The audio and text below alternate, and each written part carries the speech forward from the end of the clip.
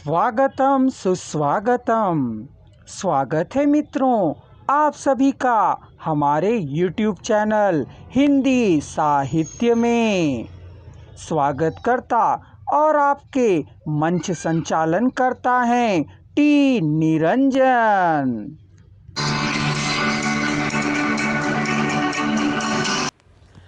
ऐसा कहा जाता है कि क्रांतिकारी दिमाग और अति संवेदनशील हृदय के कारण ही शहादत हसन महाशय मंटो बन गए। तभी जलियांवाला बाग की घटना से निकलकर कहानी तमाशा आई। ऐसा कहा जाता है कि यह मंटो की पहली कहानी थी। क्रांतिकारी गतिविधियों के बराबर चल रही थी और गली गली में इंकलाब जिंदाबाद के नारे सुनाई पड़ते थे।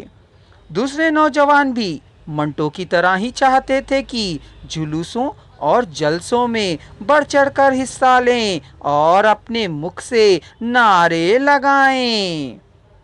पर अफसोस पिता की सख्ती के सामने वह मन महसूस कर रह जाते।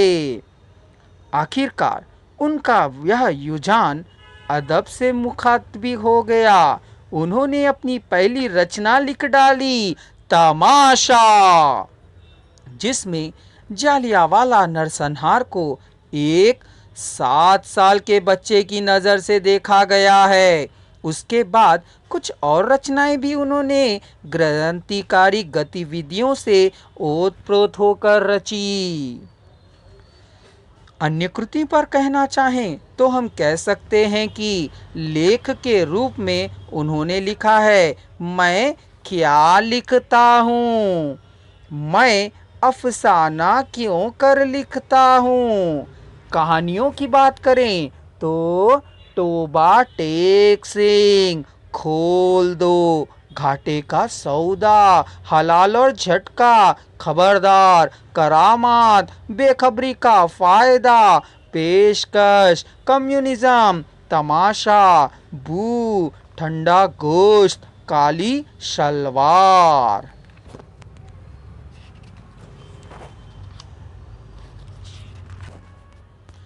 नाइनटीन 1936 में मंटो का पहला मौलिक उर्दू कहानियों का संग्रह प्रकाशित हुआ, जिसका शीर्षक था आतिशा पारे।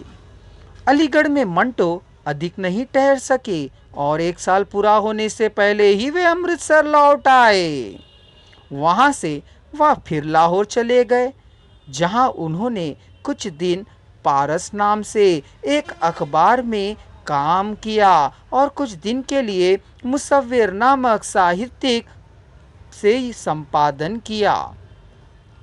यहाँ उनके रेडियो नाटकों में 4 संग्रह प्रकाशित हुए थे।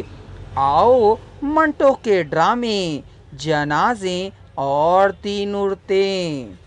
उनके विवादास्पद धुआं और समसामयिक विषयों पर लिखे गए लेखों का संग्रह मंटो के मज़ामीन भी दिल्ली प्रवास के दौरान ही प्रकाशित हो चुके थे। 1948 के बाद मंटो पाकिस्तान चले गए। पाकिस्तान में उनके 14 कहानी संग्रह प्रकाशित हुए, जिनमें ऐसा कहा जाता है कि 161 कहानियां संग्रहित थीं। इन कहानियों में सिया हाशिए, नंगी आवाज़ें, लाइसेंस, खोल दो, टेटवाल का कुत्ता, मम्मी, तोबा टेक सिंह आदि कहानियां शामिल थीं। जिनमें से कहानी बू, काली सलवार, ऊपर नीचे, दरमिया, ठंडा गोश्त, धुआं पर लंबे मुकदमे भी चले। अफसोसन 230 कहानियों के लिखने के बाद, 67 रेडियो नाटक रचने के बाद, 22 शब्द चित्र लिखने के बाद, 70 लेख निकलने के बाद 18 जनवरी 1955 को उनका देहावसान हो गया।